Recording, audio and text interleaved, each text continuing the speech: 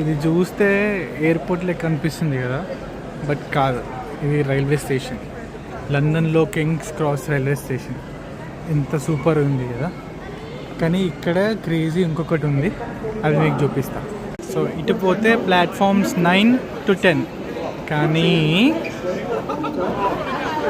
ఇది platform 9 3/4.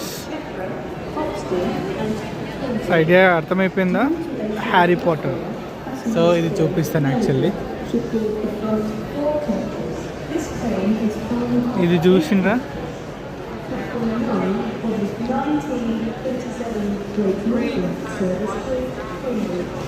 Photo కోసం వీళ్ళు ఇట్లా తహతహలు ఆడిపోతున్నారు.